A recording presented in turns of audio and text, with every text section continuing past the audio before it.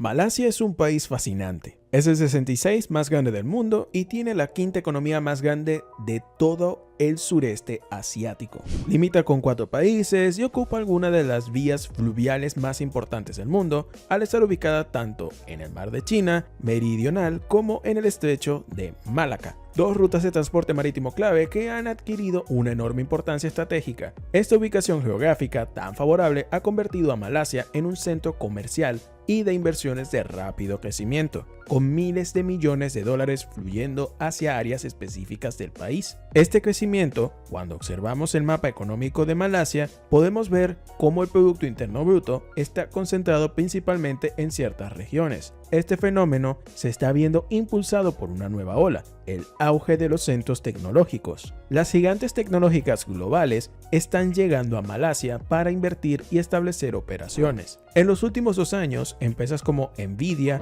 Microsoft y Google han comprometido hasta 8.5 mil millones de dólares para crear nuevos centros de datos y fábricas en todo el país. Y no solo las empresas estadounidenses están invirtiendo, también lo están haciendo compañías europeas y chinas. Este auge en inversiones forma parte de un plan más amplio del gobierno malasio, conocido como el Digital Economy Blueprint, que busca transformar a Malasia en el Silicon Valley de Asia. Con empresas globales que comienzan a alejarse de Taiwán por preocupaciones sobre posibles conflictos en la región, Malasia se presenta como una alternativa sólida. El primer ministro de Malasia, Anwar, anunció en julio de 2024 sus planes de invertir más de 100 mil millones de dólares con el objetivo de transformar la industria de semiconductores del país, convirtiéndola en un centro de diseño y producción. Este es un buen presagio para el futuro de Malasia. Al igual que Singapur, Malasia fue una colonia del Imperio Británico. Sin embargo, a pesar de que ambos países partieron de una situación similar, Singapur superó a Malasia en términos económicos y políticos en una sola generación. Ahora, con una avalancha de inversiones extranjeras, Malasia tiene la esperanza de que su momento ha llegado y busca aprovechar la oportunidad para convertirse en una economía global de alta tecnología similar a la de Corea del Sur o Japón. En los últimos años, Malasia ha registrado algunas de las tasas de crecimiento más altas, no solo en Asia, sino en todo el mundo. La recuperación post-pandemia impulsada por las rápidas inversiones ha sido clave en este avance. Además de esto, Malasia también ha comenzado a desarrollar sus propias industrias internas, lo que la coloca en una posición privilegiada para seguir creciendo rápidamente durante el próximo siglo. Malasia ha tenido una historia compleja. Durante la época colonial fue controlada por Gran Bretaña, que tomó el control de Penang en 1786 y estableció una colonia en 1876. Posteriormente, Gran Bretaña se hizo con partes del norte de Borneo. Este dominio británico duró hasta que Malasia se independizó oficialmente en 1963. En el momento de su independencia, Malasia contaba con una serie de ventajas económicas sobre sus vecinos regionales.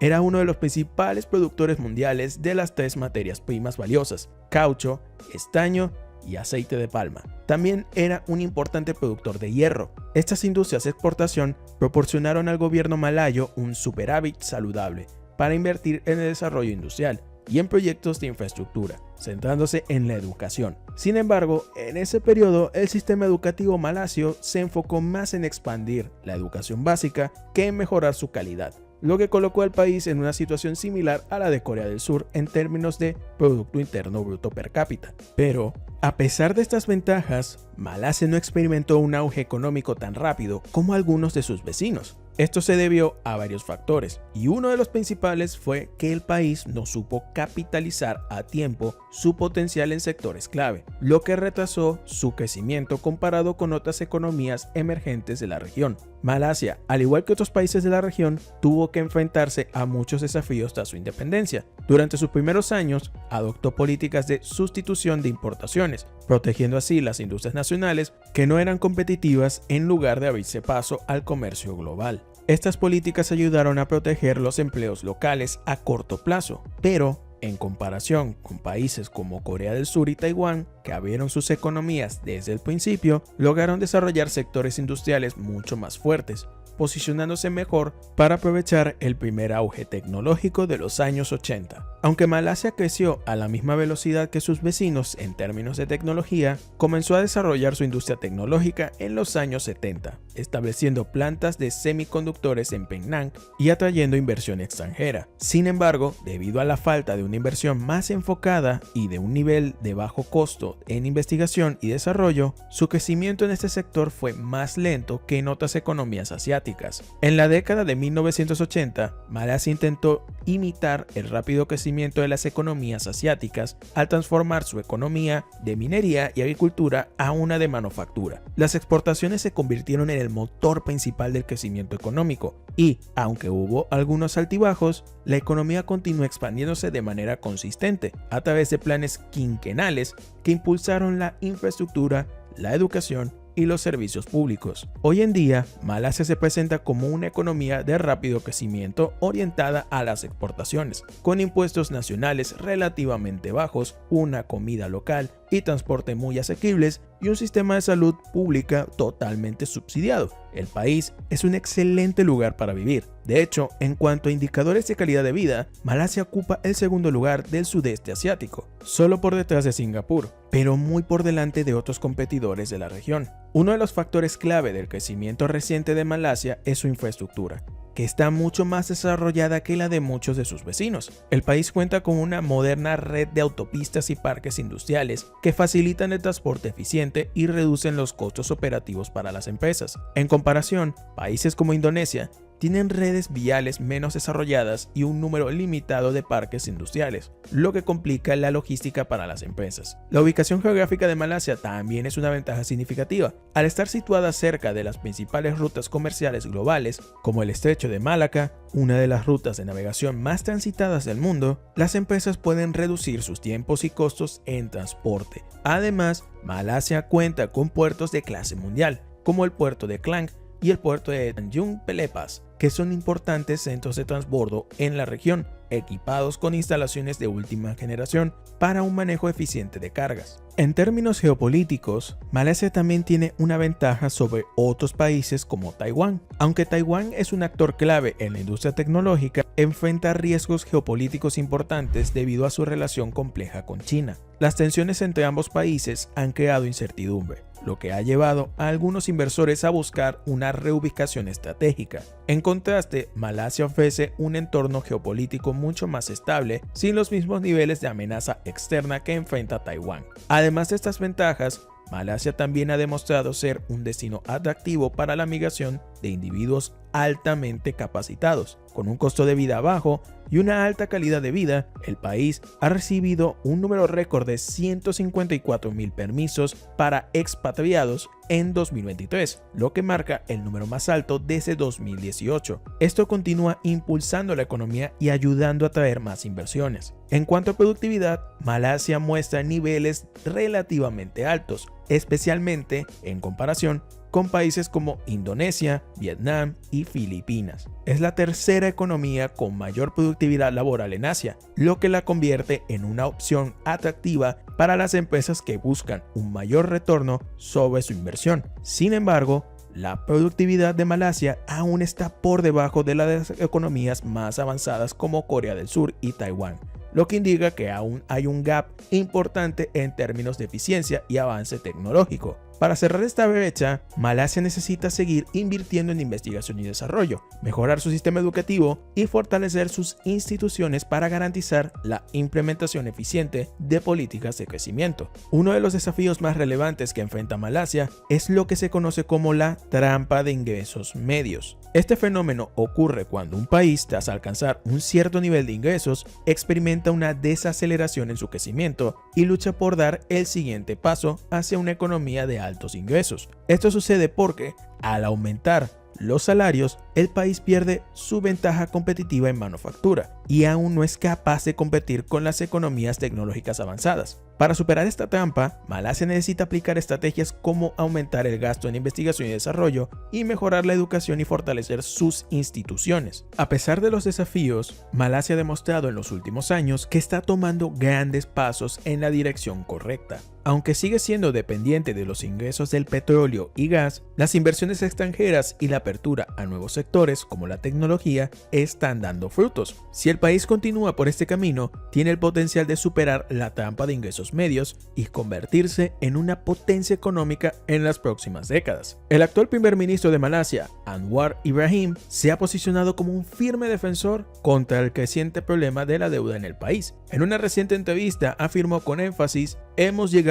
al punto más alto y ya es hora de empezar el descenso. De lo contrario, estaríamos actuando de manera irresponsable con las generaciones venideras". Esta declaración refleja claramente su postura contra el problema de la deuda nacional, una preocupación que ha sido una constante a lo largo de su carrera y que ha repetido en varios de sus discursos. Anwar ha prometido no solo abordar este problema, sino implementar medidas para mitigar la deuda en su totalidad. Sin embargo, vale la pena reconsiderar la percepción de que la deuda de Malasia es una amenaza. Y aquí te explico por qué. Según los datos más recientes, la deuda nacional de Malasia, incluyendo sus pasivos, ha superado los 1.5 billones de ringgit malayo, lo que equivale aproximadamente a unos 360.000 millones de dólares estadounidenses. Esta cifra representa alrededor del 80% del Producto Interno Bruto del país, lo que resulta alarmante. Es comprensible que tanto el público como el propio Anwar se sorprendan al darse cuenta de que la deuda de Malasia ha aumentado tanto.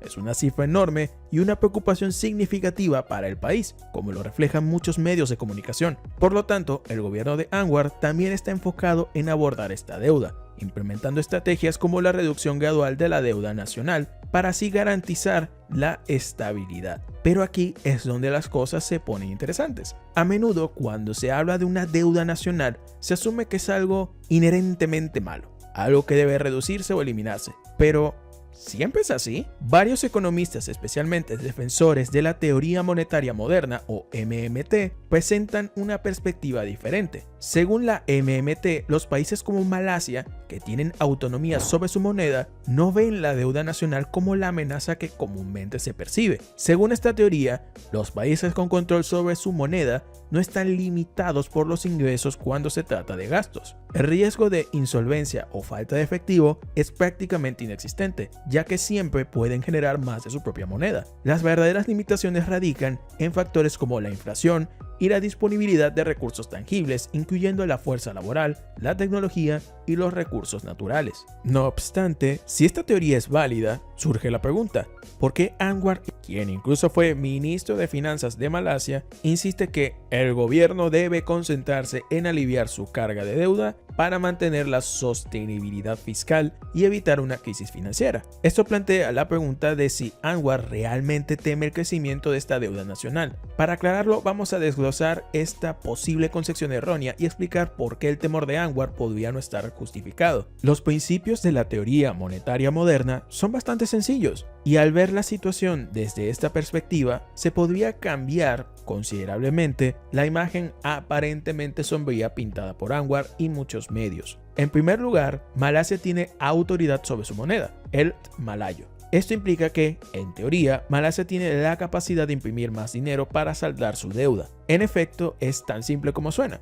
El Banco Central de Malasia tiene la capacidad de imprimir dinero para compensar esas deudas. Al menos, podría generar los fondos necesarios para reducir su deuda interna, que constituye una parte sustancial de la deuda total del gobierno. Pero eso no generaría inflación. Sí podría, si no se maneja adecuadamente. Sin embargo, el punto aquí no es abogar por una impresión de dinero imprudente, sino de cuestionar la sabiduría convencional de que la deuda nacional es como una deuda personal que debe pagarse lo más rápido posible. En realidad, la dinámica de la deuda nacional es mucho más compleja que eso. Para comprender mejor las dinámicas de la deuda de Malasia y su impacto en la inflación, podemos analizar la respuesta del país a la crisis del COVID-19. Esto sirve como un estudio de caso contemporáneo de cómo los gobiernos emplean políticas fiscales y monetarias durante las recesiones económicas. En el aspecto monetario, los bancos centrales, incluido el de Malasia, redujeron drásticamente las tasas de interés. Desde una perspectiva fiscal, los gobiernos aumentaron el gasto, lanzando paquetes de estímulo para reactivar la actividad económica. Si bien las cifras exactas sobre la expansión de la oferta monetaria no se han revelado públicamente, es notable que Malasia anunció su presupuesto más grande de la historia en 2022, destinando 332.000 millones de ringgits para la recuperación pospandémica. Además, a mediados de 2021 se lanzó un paquete adicional de 150.000 millones de ringgits para ayudar al país a sobrellevar los confinamientos. Sin embargo, una de las consecuencias de estas medidas económicas agresivas es el riesgo de inflación. Cuando la oferta monetaria crece sin un aumento correspondiente en la producción de bienes y servicios, los precios pueden dispararse. En Malasia, las tasas de inflación aumentaron menos del 2% antes de la pandemia a más del 4% en su punto más alto. Para abordar esta inflación creciente, Malasia ha llegado a un punto clave en su política monetaria, con el Banco Central optando por aumentar las tasas de interés. Si bien esta medida tiene como objetivo frenar la inflación, también impone una carga adicional a los prestatarios al aumentar sus costos de reembolso. Eso sí, no hay que ignorar que hay una crisis de la deuda que, aunque de momento no se aprecia como algo sumamente grave, sí representa un problema. Malasia se enfrenta a una creciente preocupación sobre su deuda nacional, y esto es una de las principales prioridades del actual primer ministro Anwar Ibrahim. De nuevo, él en varias ocasiones ha señalado que el país ha alcanzado su límite en cuanto a deuda, advirtiendo que, si no se toman medidas, las futuras generaciones enfrentarán las consecuencias de una gestión irresponsable. En su más reciente declaración, Anwar expresó que ya era hora de comenzar a reducir esta deuda, asegurando que su gobierno está comprometido en encontrar soluciones para mitigar este problema. A pesar de las afirmaciones de muchos políticos y medios de comunicación sobre los peligros de la deuda, hay quienes siguen defendiendo la teoría monetaria moderna que mencioné hace un rato, que sostiene que para países como Malasia, que tienen un control sobre su propia moneda, la deuda nacional no es un problema tan grave. Los principales riesgos para estos países son la inflación y la disponibilidad de recursos tangibles como mano de obra, tecnología y recursos naturales. A pesar de estos desafíos, la inflación fue controlada a través de medidas como el aumento de las tasas de interés, aunque cabe destacar que este enfoque ayuda a controlar la inflación, sí, pero también pone una presión sobre los prestatarios debido al aumento de los costos de los préstamos. Por otro lado, existe un creciente apoyo en la sociedad malasia, incluido el primer ministro, para aumentar los impuestos a los ricos, lo cual podría parecer una solución atractiva. No obstante, algunos estudios sugieren que una subida de los impuestos a los lujos podría desincentivar la búsqueda del éxito financiero, aunque eso depende de varios factores. En cuanto al manejo de la deuda, la teoría monetaria moderna pone énfasis en que la deuda nacional puede ser un motor para la estabilidad económica. Los gastos gubernamentales a menudo sustentan servicios públicos esenciales y promueven inversiones en áreas clave como infraestructura, educación y salud, lo que puede estimular la actividad económica y fomentar el crecimiento.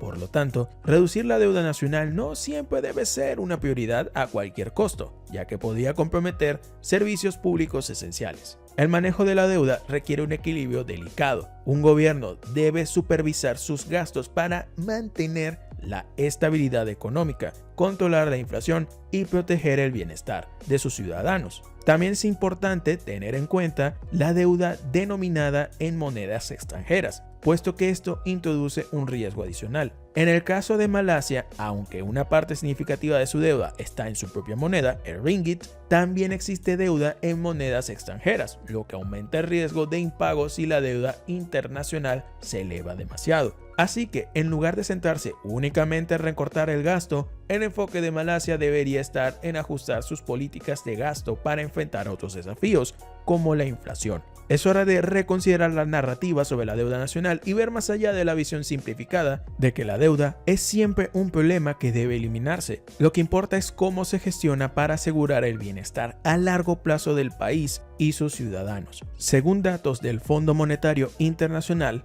la deuda bruta general del gobierno como porcentaje del Producto Interno Bruto de Malasia ha ido en aumento desde principios del siglo XXI. En el año 2000, este porcentaje era solo del 32.5%, pero para 2023 ha subido a más del 69.8%. Este aumento en la deuda ha llevado a muchos a creer que la economía de Malasia está en problemas. La deuda gubernamental, de hecho, es un tema frecuente en artículos y estudios sobre los efectos negativos de la deuda en la economía de un país. A esto se suma el aumento significativo de la deuda de los hogares en Malasia. Según algunos artículos, la deuda de los hogares alcanzó a más de 1.53 billones de malayos en 2023, lo que representa más del 84.2% del Producto Interno del país. Esto genera la pregunta de ¿cómo Malasia va a solucionar este problema? ¿Tiene el actual primer ministro Anwar Ibrahim un plan para reducir la deuda del país? Afortunadamente, sí.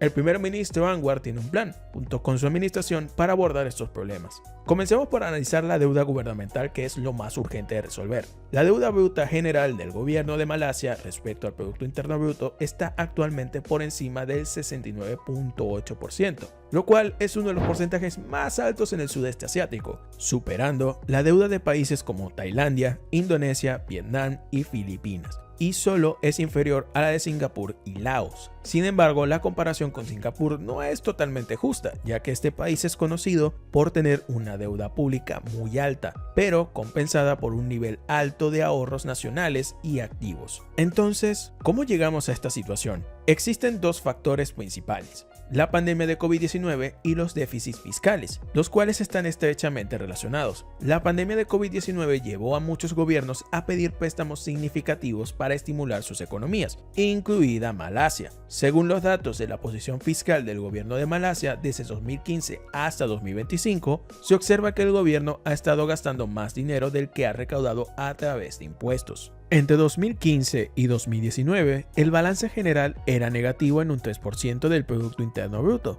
pero con la llegada de la pandemia en 2020, el déficit aumentó a más del 5.2% y continuó con más déficit en los años posteriores. Esto provocó un aumento en la deuda de Malasia, ya que el gobierno tomó prestado para estimular la economía, pero el PIB no crecía al mismo ritmo que la deuda. Este es el problema que Anwar ha intentado corregir, reduciendo el gasto y aumentando los ingresos. Como resultado de las medidas implementadas desde que Anwar asumió el cargo a finales de 2022, el balance general ha comenzado a mejorar. En 2023, el balance se redujo al menos 5% y se proyecta una disminución aún mayor para 2025, con un déficit estimado de solo el menos 3.8%. Esta reducción del déficit, especialmente en el presupuesto de 2025, refleja una gestión fiscal por parte de Anwar. Sin embargo, muchas personas no están contentas con las medidas tomadas para lograrlo. El gobierno ha introducido nuevos impuestos, como el impuesto sobre bienes de lujo, el impuesto sobre dividendos, el impuesto a las ganancias de capital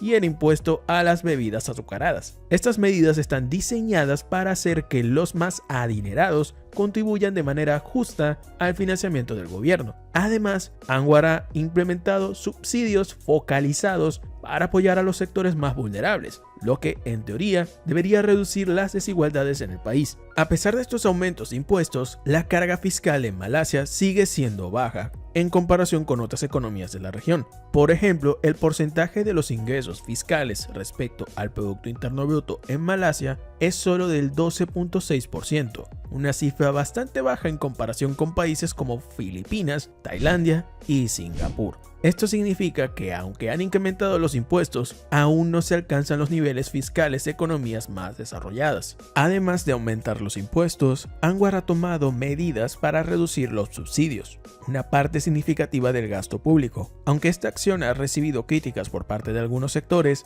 el gobierno argumenta que los subsidios no deben distribuirse de manera indiscriminada, sino que deben estar dirigidos a aquellos que realmente los necesitan. Con esta estrategia, Anwar busca reducir el déficit fiscal y aliviar la carga de la deuda, mientras mejora la eficiencia del gasto público. En cuanto a la deuda del gobierno, una parte importante de la deuda de Malasia es interna, lo que hace que sea menos riesgosa que la deuda externa. A principios de 2024, más del 97% de la deuda del gobierno federal de Malasia era doméstica, lo que le da al gobierno mayor control sobre sus obligaciones financieras. Esto se debe a que la deuda interna se paga en la moneda local, lo que le permite al gobierno manejar la deuda de manera más flexible, en comparación con la deuda externa que se paga en en monedas extranjeras. Sin embargo, el problema de la deuda no se limita al gobierno. Malasia también enfrenta un creciente endeudamiento de los hogares, especialmente en lo que respecta a los préstamos para viviendas, vehículos y financiamiento personal. Para abordar este problema, el gobierno ha lanzado iniciativas para mejorar la educación financiera entre los ciudadanos, ayudándolos a tomar decisiones financieras más informadas. No obstante, la solución definitiva podría ser una reducción en las tasas de interés, que actualmente se mantienen en un 3%. Si la inflación sigue disminuyendo, es probable que las tasas de interés bajen, lo que aliviaría la carga financiera de los hogares, especialmente aquellos con altos niveles de deuda hipotecaria. Anwar Ibrahim ha implementado una serie de medidas para reducir el déficit fiscal de Malasia y controlar la deuda del país. A través de aumentos en los impuestos a los sectores más ricos, la reducción de subsidios generalizados y una gestión fiscal más eficiente, está trabajando para estabilizar la economía. Aunque estas medidas han generado algunas críticas, especialmente en cuanto a la reducción de subsidios, son pasos necesarios para enfrentar los desafíos económicos del país. Si Malasia es capaz de reducir su deuda nacional de manera efectiva, la primera consecuencia positiva sería un incremento en la estabilidad financiera del país. Con una menor carga de deuda, el gobierno podría redirigir recursos que actualmente se destinan a pagar intereses hacia áreas más productivas como la educación, la salud y la infraestructura. Esto no solo fortalecería las bases de la economía, sino que también generaría un círculo virtuoso de crecimiento. Además, una deuda más controlada permitiría a Malasia mejorar sus calificaciones crediticias, lo que a su vez facilitaría el acceso a financiamiento más barato en los mercados internacionales. Esto significaría tasas de interés más bajas, tanto para el gobierno como para los ciudadanos y empresas, lo que contribuiría a un ambiente económico más estable y predecible. La reducción de la deuda también tendría un impacto positivo en la confianza de los inversores. Los mercados financieros son sensibles a los niveles de deuda de un país y un manejo responsable de esta podría traer más inversión extranjera directa.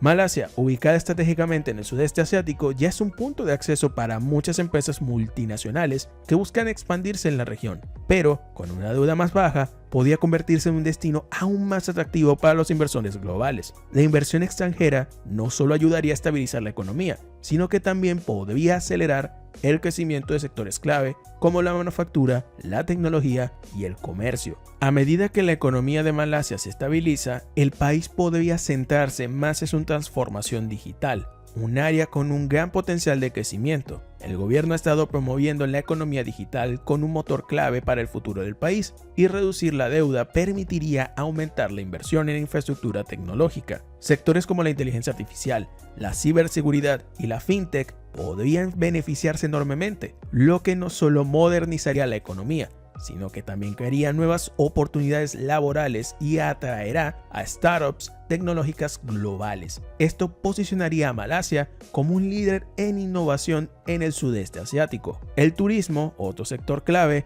para Malasia, también podría prosperar si el país resuelve su deuda. Con una base económica más sólida, el gobierno podría invertir más en infraestructura turística, lo que mejoraría la experiencia de los visitantes y atraerá a más turistas internacionales. Además, la estabilidad económica podría hacer que el país sea más atractivo para los viajeros de alto poder adquisitivo, lo que generaría más ingresos para la economía. Al mismo tiempo, el sector de servicios, que ha crecido de manera constante en los últimos años, se beneficiaría de una mayor estabilidad fiscal, lo que permitiría su expansión en áreas como la educación y los servicios financieros. A pesar de estos beneficios, es importante reconocer que resolver la deuda nacional no es una tarea sencilla, y Malasia deberá navegar por varios desafíos más. Si bien la reducción de la deuda traería consigo una serie de ventajas, el país necesitaría implementar políticas fiscales prudentes para evitar medidas que pudieran afectar el bienestar de la población, como recortes en subsidios o aumentos de impuestos. La implementación de estas reformas podría generar tensiones sociales, por lo que el gobierno tendría que equilibrar sus medidas económicas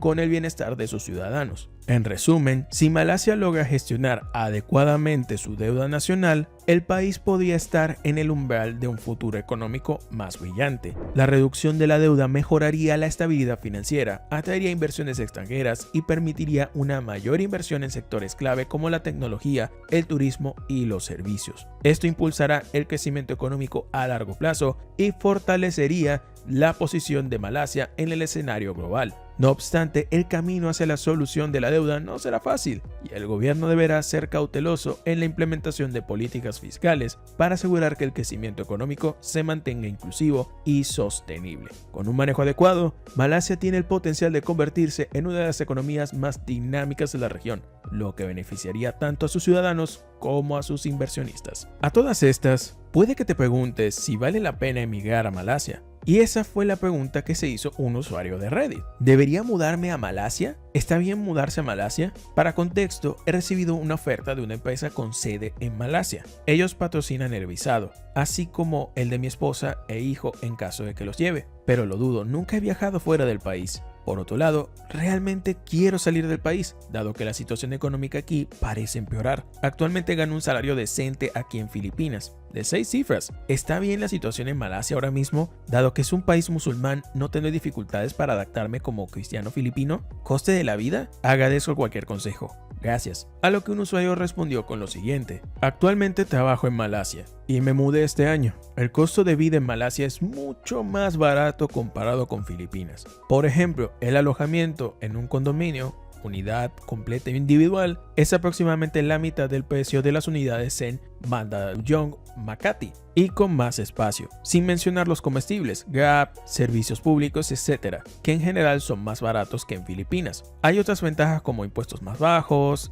EPF, asumiendo que eres contratado directamente, área de impulso, si planeas mudarte a otro país, como la Unión Europea, Reino Unido, Nueva Zelanda, Australia, etc. Otro usuario en la misma publicación comentó lo siguiente: trabajando aquí OP, es difícil emigrar, casi ninguna posibilidad de residencia permanente, no hay paga extra de fin de año. El sueldo es mensual, se descuentan el 30% si aún no eres residente, así que tenlo en cuenta en tu presupuesto durante los primeros 6 meses. Únete a grupos de expatriados en Facebook para obtener información sobre escuelas para tu hijo si es necesario. Dicen que las escuelas internacionales son caras. Simplemente sé respetuoso con todos y ten una mente abierta. Malasia está bien, su cultura es muy diversa y una buena experiencia para tu hijo si es sociable. La carne de cerdo es muy cara porque es haram. La hay, pero no es tan comestible como el pollo y la carne de res. El transporte es conveniente si vives en algún lugar accesible a las líneas de tren. El tráfico es malo en una hora punta. Es como estar en Filipinas, pero con mejores condiciones de vida si eres de clase media.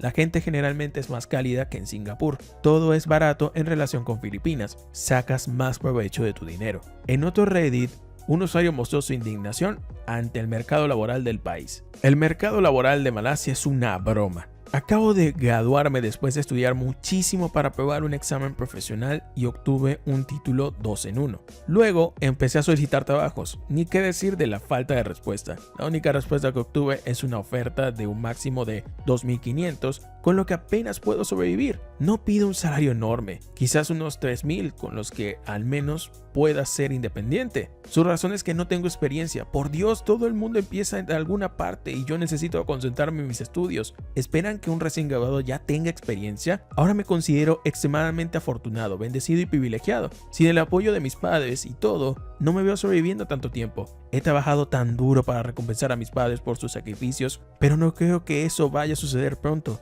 Entonces, ¿todos los recién graduados buscan trabajo así o es algo único en mi caso? Ahora empiezo a entender por qué tantas generaciones jóvenes ni siquiera se molestan en seguir estudiando. A lo que un usuario respondió con lo siguiente: no estás solo. Me gradué en 2022 y todavía no encuentro un trabajo satisfactorio. Acabo de ser despedido de una oportunidad por razones estúpidas. La gente se queja de que la gente de la generación joven no satisface esto, no satisface aquello, lloriquean por el sueldo, pero honestamente un salario inferior a 3.000 no es suficiente para sobrevivir. El coste del transporte, el coste de la gasolina si conduces, tus facturas, los gastos si necesitas apoyar a tu familia, ningún recorte de gastos va a ayudar a ahorrar nada. A menos que te mueras de hambre o vendas tu alma, tu salud, lo que sea a alguna empresa explotadora o trabajes en el comercio minorista sin corazón. Y la gente se pregunta por qué los jóvenes no quieren conformarse con menos. Y sí, te entiendo, lo de la experiencia. Las empresas hoy en día quieren pagar a gente con experiencia cacahuetes para poder reducir costes laborales. Hacer el trabajo con el mínimo salario de sus empleados. No quieren molestarse en usar más recursos para entrenarte. Por último, un usuario publicó sobre cómo todo se ha vuelto más caro. Todo está tan caro ahora. No sé si es por mis propias dificultades financieras, pero siento que Malasia es demasiado cara para vivir. Es muy difícil comer con un presupuesto ajustado. Ya no puedo permitirme la comida rápida o el café de franquicias como Starbucks o Sauce Coffee. Pero ahora, incluso comer en un Mamac es muy caro y el dinero siempre se acaba. Sé que esta podría ser una pregunta subjetiva, pero me gustaría saber qué opinan ustedes. Un usuario respondió lo siguiente: he viajado bastante los últimos 2-3 años después del COVID, principalmente por trabajo, y puedo decir que Malasia tiene una de las tasas de inflación más bajas en cuanto a cosas cotidianas como comida y artículos de primera necesidad. En Singapur, antes del COVID, fácilmente encontrabas pollo con arroz por 3 a 3.50 dólares. Ahora la mayoría cuesta entre 5 y 6 dólares o más, aproximadamente un 50 a 80% más. En Japón, antes del COVID, podías encontrar ramen por 800 o 900 yenes. Ahora cuesta principalmente entre 1.300 y 1.500, aproximadamente un 50 a 60% más. En Europa, una taza de café costaba entre 1 a 2 euros antes del COVID. Ahora cuesta entre 3 y 5 euros. Es ridículo. Nuestro pollo con arroz costaba alrededor de 6 a 7 antes del COVID. Ahora en promedio cuesta entre 8 y 10 ringgits malayos, aproximadamente un 30-40% más. Esto es solo un ejemplo simple, por supuesto hay más, pero sí tuvimos una de las inflaciones más bajas en el costo de vida diario. Los alquileres no están subiendo mucho debido a una ligera sobreoferta de nuevas propiedades. También se puede ver que la gente compra autos nuevos todos los días. Los precios de la gasolina no han subido. Si estabas bien antes del COVID, pero ahora sientes la dificultad, quizás deberías buscar un mejor trabajo o trabajar más duro. Esto no es una crítica, sino la verdad. Las oportunidades todavía abundan aquí en Malasia. Como verás, Malasia es un país con mucho que aportar y puede volverse en una gran potencia en Asia. Si soluciona los problemas de deuda, seguirá creciendo, convirtiéndose en un destino ideal para personas que buscan nuevos horizontes. ¿Tú qué opinas al respecto? ¿Crees que Malasia se volverá una gran potencia de Asia? ¿Vale la pena vivir allí? Deja lo que piensas en los comentarios. No olvides suscribirte para que no te pierdas de los nuevos videos. Nos vemos en la próxima.